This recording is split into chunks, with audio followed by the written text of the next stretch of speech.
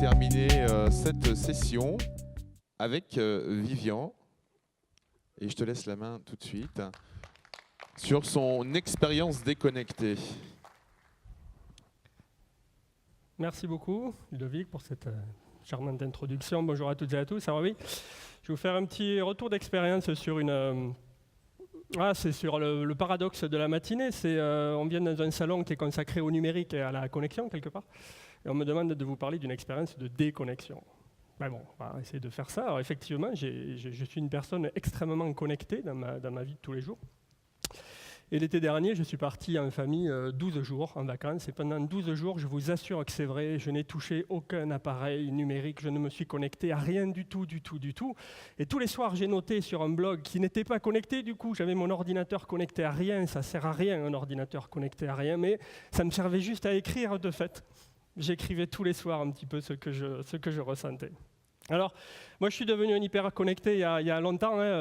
À 9 ans, j'ai eu mon premier ordinateur. Il n'était pas connecté à grand chose, mon premier ordinateur. Il était juste connecté à une prise électrique.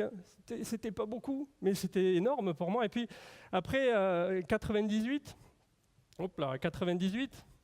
mon premier téléphone portable, on appelait ça un téléphone portable encore. Le dernier en 2014, on n'appelle plus ça un téléphone portable, on appelle ça un compagnon de vie maintenant. Il y a le grand écart entre les deux, mais c'est un grand écart qui est très très important.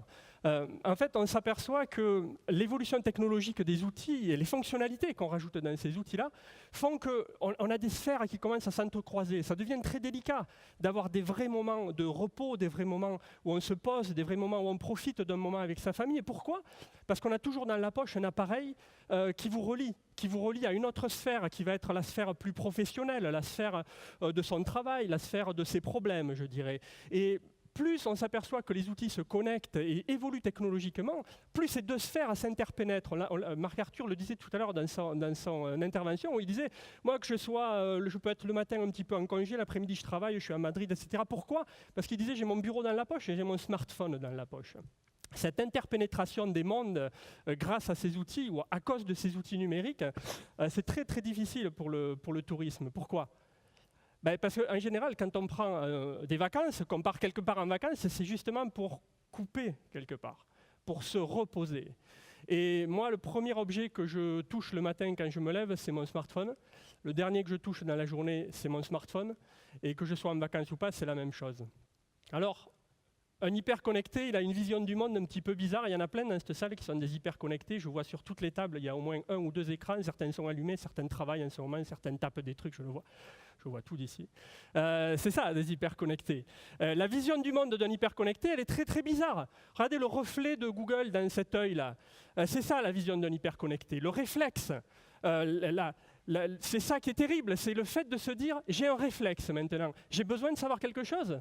Mon réflexe, c'est d'utiliser mes outils de connexion. J'ai besoin de poser une question, je me pose une question. Le réflexe, c'est d'utiliser mes outils de connexion. C'est ça, le réflexe d'un hyperconnecté. C'est ce qui fait qu'on s'aperçoit qu'il y a toute une tranche de la population maintenant, quand vous leur dites mais ce serait bien quand même, là, pendant quelques jours, que tu laisses tomber tes appareils, là, ton smartphone, ta tablette, tout ça. Mais il y en a plein qui vous disent, mais c'est pas possible. Je ne peux pas faire ça. Et suite à mon expérience de déconnexion et au blog que j'ai écrit, j'ai reçu des dizaines de mails. Et dans les mails que j'ai reçus, il y a des personnes qui me disaient c'est très bizarre quand même ce que vous avez fait. Moi, j'aurais jamais pu faire ça. Il y en a qui m'ont dit vous êtes complètement maso aussi. C'est pas possible de faire un truc comme ça. Pourquoi vous faites ça ? Et puis il y avait toute une tranche de la population aussi qui, comme moi, ont connu une vie sans connexion, qui m'ont dit c'est normal en fait, que vous avez rien fait de si exceptionnel que ça. Alors, un hyper connecté comme moi, comme certains ici dans cette salle, j'en vois que je connais qui sont encore plus hyper connectés que moi, ça part aussi en vacances, heureusement pour nous tous qui travaillons dans l'industrie du tourisme. Mais quand ça part en vacances, en général, un hyper connecté, ça se pose une question. Ça se pose la question de là où je vais aller, est-ce que je vais pouvoir me connecter, hein. C'est une des raisons d'ailleurs pour lesquelles beaucoup de territoires travaillent sur le développement de la connexion sur le territoire, parce que souvent les gens, quand ils partent en vacances, ils se posent la question de savoir est-ce que dans l'hébergement où je serai, je pourrai me connecter, est-ce que le territoire sur lequel je serai, il y aura de la 3G, ou j'aurai du Wi-Fi territorial pour me connecter, etc., etc.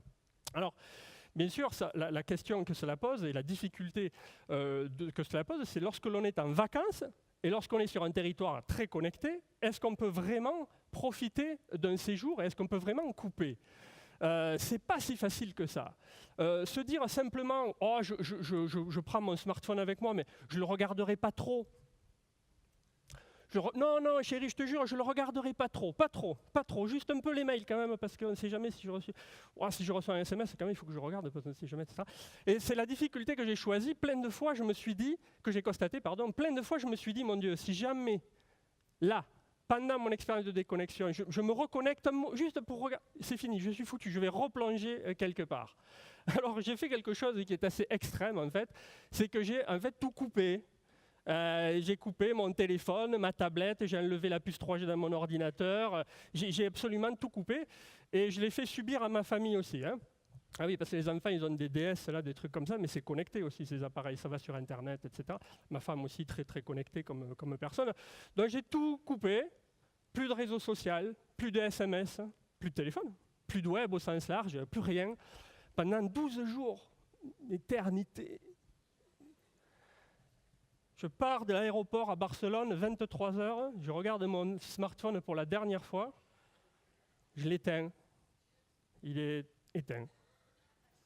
Je le mets dans ma poche, je le ressors 12 jours après. Vous verrez à la fin de mon intervention ce que ça donne un smartphone qui n'a pas été allumé pendant 12 jours. La première difficulté dans mon expérience de déconnexion, ça a été ma famille. C'est ma famille. Je présente mon fils. Ma fille. Bon, ils ne sont pas bien habillés, c'est un dimanche matin au lever sur le canapé. 3 personnes sur un canapé, 5 appareils numériques sur le canapé. Oh, ça fait mal, surtout qu'il en manque une, c'est ma femme, elle prend la photo avec son smartphone. La première difficulté que j'ai eue, ça a été de les convaincre à eux. On dit, on fait quoi? On se connecte ou on ne se connecte pas pendant les vacances? Bah, on a fait le truc, allez, on a dit, allez, on y va. Et on se déconnecte complètement, on a tout coupé. Alors, qu'est-ce que j'ai ressenti? Qu'est-ce qu'on a ressenti de négatif, d'abord dans la déconnexion? La première chose négative, ça a été atroce, hein, c'est le papier. J'ai mis un petit arbre là sur l'écologie. Être déconnecté, c'est pas écolo du tout. Hein. Se retrouver avec des papiers, des billets d'avion, des confirmations, des machins. J'ai même acheté un truc incroyable, c'est des cartes, 3 cartes. Au 400 millième, au 750 millième et au 10 millième, je ne sais pas quoi, une carte comme ça. Quand on l'ouvrait dans la voiture, on n'y voyait plus rien. C'était un truc incroyable. Le papier, mon Dieu, je suis retombé dans le monde du papier. Clairement, la connexion permet d'évacuer tout ça. Moi, j'ai tout sur mon téléphone, normalement, vous imaginez bien. Deuxième chose importante ressentie, c'est la notion de sécurité.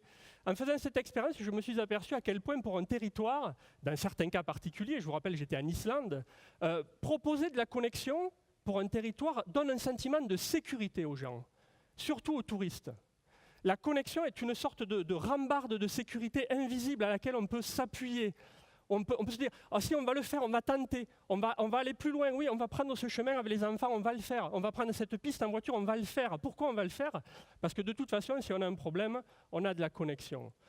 Nous n'avions plus rien, plus aucune connexion, plus aucun moyen de contacter quelqu'un ou de se faire repérer par quelqu'un.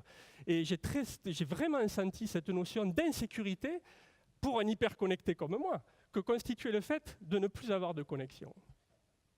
Autre point ressenti terrible, oh là là là, terrible, le manque. Je me suis aperçu que j'étais complètement drogué. J'ai ressenti le manque. Le manque, au départ physique, purement, le manque de pouvoir utiliser un appareil. Vous savez, moi je suis un lève très tôt, je dors très peu. Le matin, se lever à 5h30, 6h, là, qu'est-ce que je fais? Bah, je prends une tablette, je lis la presse, je joue à un jeu, etc. etc. Là, rien. 6h, rien. Alors, je me suis mis à utiliser des outils, une espèce d'appareil, j'avais une maison en Islande, louée, un appareil, on appuyait dessus, il y avait une image, ouais, la télé, quoi, l'appareil déconnecté par excellence, et je me suis remis à regarder la télé à 6h du mat pour avoir des informations comme la météo, des choses comme ça, que d'habitude je n'ai jamais sur une télé, vu que j'ai tout sur mon téléphone. Le manque, j'ai ressenti le manque. Et le manque, au bout de 3-4 jours, il s'est accentué et il s'est concentré très fortement sur en fait la communication. un des besoins fondamentaux de l'homme, c'est dans la pyramide de Maslow, le besoin de communiquer, et notamment ce qui m'a le plus manqué, ça a été mes réseaux sociaux. La communication via mes réseaux sociaux. Le fait de ne plus pouvoir communiquer en live avec mes amis, avec mes connaissances, pour leur dire, voilà, je suis en train de faire ça, regardez, on a fait cette photo-là, si vous venez ici, pensez à faire ça, etc. Une telle habitude de faire ça que j'ai ressenti un vrai manque là-dessus. Et au niveau des réseaux sociaux, dans mon comportement de touriste, j'ai ressenti un autre manque, ça a été la communication avec les gens sur place. Moi, quand je voyage, j'utilise beaucoup les réseaux sociaux ou les réseaux de géolocalisation comme Foursquare ou d'autres réseaux comme ça vous savez, pour essayer d'avoir la petite info, le truc qui n'est jamais marqué sur une carte ou sur un panneau indicateur, mais que vous allez réussir à avoir en contactant des gens qui sont déjà passés ici ou des gens qui habitent ici. Vraiment que là-dessus. Ensuite, vous savez, je vous ai mis en haut le logo de Wikipédia. Parce que la déconnexion, ça m'a mis face au mur de mon inculture absolue, totale. Je visite une usine de géothermie avec mon fils. Et mon fils me bombarde de 10 questions à la minute sur est-ce qu'il y a du dioxyde d'azote dans le truc, à quelle température remonte l'eau dans le truc, etc. Alors moi, d'habitude, c'est facile, je l'ai l'information, plus ou moins, mais j'arrive à la trouver. Ah là, je n'avais pas là. Là, c'était... J'ai dû admettre devant mon fils à quel point j'étais inculte et à quel point, quand nous rentrerions en France, nous allions nous documenter fortement sur le sujet pour ne pas s'endormir aussi bêtes que ce que nous étions. Et puis, bien sûr, vous imaginez bien, quand on est déconnecté, il y a le petit onglet info pratique. Et ça, quand on est déconnecté et qu'on a l'habitude d'avoir de la connexion, les infos pratiques, c'est terrible. Vous n'avez plus rien, quelque part. Plus de météo. Au bout de 3 ou 4 jours, je ne savais plus du tout où j'en étais au niveau de mes comptes bancaires, par exemple. Ah oui, pourquoi ? Ce n'est pas la même monnaie en Islande qu'ici. Et comme je n'avais absolument rien préparé, je n'avais aucune notion du cours du change. Donc je n'avais pas vraiment de valeur de l'argent. J'avais essayé de demander dans des magasins 2-3 fois, on ne me donnait jamais tout à fait la même valeur. Embêtant. Et tous mes comptes bancaires, je les ai sur mon smartphone. Au bout de 3-4 jours, très compliqué d'avoir de notion d'argent. Et puis au niveau des informations pratiques, autre chose, classique dans le tourisme. Un jour, mon fils me dit, papa, est-ce qu'on pourrait aller à la piscine cet après-midi? Mais je lui dis, mais bien sûr, mon fils. C'est une activité très saine. Nous allons aller faire du sport. Puis je me suis tourné, je me suis dit, bon, une piscine. Où c'est qu'il y a une piscine? J'ai aucune idée de c'est où qu'il y a une piscine. Comment on dit piscine en islandais? Ça va être très, très compliqué, cette histoire. Finalement, on y est allé à la piscine, mais au lieu d'y aller l'après-midi même, on n'y est allé que le surlendemain. Parce qu'entre-temps, j'ai réussi à trouver une caissière dans un supermarché qui parlait l'anglais, à qui j'ai pu demander où c'est qu'il y avait une piscine, et qui m'a finalement dit où c'est qu'il y avait une piscine. On y est allé 2 jours après, finalement, à la piscine. Autre point négatif, je vous mets juste un petit slide là. Ça, c'est un site touristique très réputé en Islande, où tous les touristes vont forcément à un moment donné. Ça s'appelle le Blue Lagoon, je vous le conseille si vous y allez. À gauche, vous avez quoi? C'est la file d'attente pour entrer, dans laquelle j'étais. À peu près 30 minutes d'attente. Et à gauche, là-bas. Et à droite, vous avez la file d'attente qui est réservée aux connectés qui ont un ticket électronique. Et moi, je faisais la queue pendant 30 minutes. Et je les voyais passer. Alors que moi, d'habitude, je suis là. Je passe là. Je fais toujours du ticket électronique. Ah, c'était terrible, cette notion. Enfin bon, on s'en remet quand même. Oui, je ne suis pas mort. Je me suis vite remis. Alors, les points positifs par rapport à cette expérience de déconnexion. Je vous ai mis quelques images sur les points positifs. Clairement, le principal point positif, c'est le repos cérébral. Je ne sais pas s'il y a des médecins dans la salle, mais j'en ai pas eu besoin. J'ai très très clairement ressenti, et pour la première fois depuis que j'ai créé ma société il y a 12 ans maintenant, c'est la première fois depuis 12 ans que j'ai ressenti au bout de 4 ou 5 jours un réel repos cérébral. La sensation d'avoir le cerveau qui avait coupé, qui avait déconnecté de plein de choses et qui se concentrait sur le moment présent, sur ce que je vivais à ce moment-là. Première fois en 12 ans que j'ai ressenti ça, c'était un pied absolu. Mais difficile à atteindre quand même. Alors, je vous ai mis d'autres clichés, je vous ai mis les montres molles de Dali là-haut. Effectivement, lorsque l'on se déconnecte, on a la sensation que le temps, notre dimension temporelle change. En fait, on repart dans le temps, je dirais, humain. Et on s'aperçoit qu'avec la connexion, on est quand même dans un temps très accéléré. Être dans un monde connecté nous pousse sans arrêt à aller vite, à être dans la réactivité, dans l'immédiateté, etc. En déconnectant, on a clairement une sensation de plus profiter des moments. Et j'ai d'ailleurs eu la sensation très claire de profiter réellement des moments. C'est un petit peu égoïste comme sensation, mais d'avoir un vrai recentrage sur moi-même et sur le plaisir de profiter d'un moment particulier. Et puis ce qui a été le plus important pour moi, je vous l'ai mis en haut là, au milieu, c'est le regard d'un enfant. Au bout d'une dizaine de jours, mes enfants, sans que je leur dise quoi que ce soit, m'ont dit naturellement, papa, ça fait longtemps qu'on ne t'avait pas vu comme ça. Souriant, disponible, à l'écoute, tu joues avec nous, tu fais des trucs, tu penses à rien, tu n'es jamais dérangé par quelque chose. Mes enfants m'ont dit ça, rien que pour ça. Ça valait le coup de le faire au final. Alors, je vais peut-être le refaire, mais s'il y en a parmi vous qui veulent tenter l'expérience, qu'est-ce qu'il faut faire à mon avis? Petite expérience à la matière. Première possibilité, vous faites ce que j'ai fait. En fait, il faut de la volonté, quoi. Il faut avoir la volonté de dire, bon ben voilà, je coupe. Alors moi j'ai eu une démarche assez extrême, vous avez vu, j'ai tout coupé. Alors, mais c'est parce que j'ai peu de volonté. Alors c'est pour ça que j'ai tout coupé en me disant, au moins comme ça, il n'y a pas de souci. Parce que si jamais je laisse un truc ouvert, je vais y aller. Alors je vais tout couper, comme ça ce sera plus simple. Mais je pense qu'on peut avoir une démarche un petit peu moins abrupte et essayer de couper quelques-uns de ces réseaux. C'est difficile à mon avis. La volonté personnelle de le faire. Et puis, vous avez aussi maintenant des applications mobiles que vous pouvez rajouter dans votre smartphone ou dans votre tablette, des applications mobiles qui permettent de totalement paramétrer son outil numérique pour dire, bon ben voilà, je mets cette application en marche pendant mes vacances, comme ça je désactive ça, je veux bien l'écoute téléphone de lui mais pas de lui, mes réseaux sociaux je veux que ça mais pas ça, etc. Alors pour paramétrer le truc, il faut, c'est une vraie usine à gaz, l'application à paramétrer, donc il faut se prévoir une demi-journée de paramétrage de l'application. Après, on peut partir. Et puis, vous avez une autre possibilité, bien sûr. Ben, comme par hasard, vous avez les professionnels du tourisme qui commencent à réfléchir à cette notion-là. C'est-à-dire qu'il y a de plus en plus de gens hyper connectés. Est-ce qu'il n'y aurait pas intérêt de proposer des produits touristiques de digital detox? On peut tout dire. Quand on prononce le mot intoxication, c'est pas bon. Alors, il y en a déjà qui font ça. Je vous ai mis 3 exemples, là, des hôteliers. Vous en avez un à Vichy, à Dublin. Vous avez cette chaîne d'hôtels en Espagne, très très intéressante, cette chaîne d'hôtels espagnole.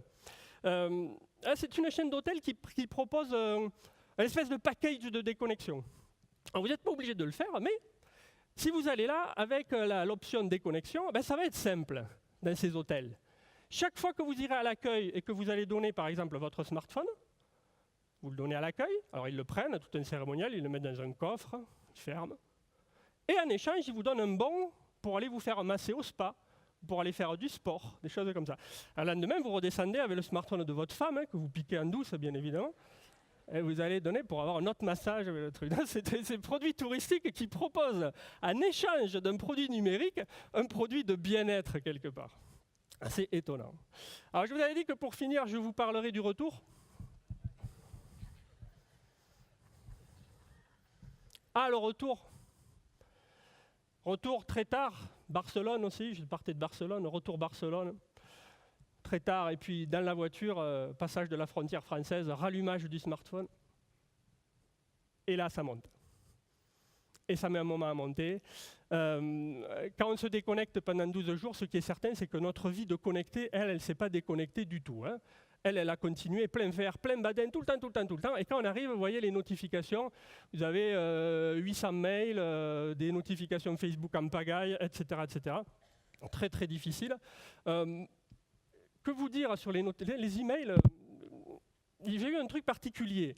Quand j'ai fini cette expérience, j'ai eu ce blog que j'ai écrit, j'ai eu beaucoup de gens qui m'ont écrit sur ce blog. Et ça m'a fait vraiment sentir qu'il y avait une opportunité pour l'industrie du tourisme à mettre en place quand même des produits touristiques déconnectés. Mais on fait clairement appel et on s'adresse clairement à une niche de clientèle.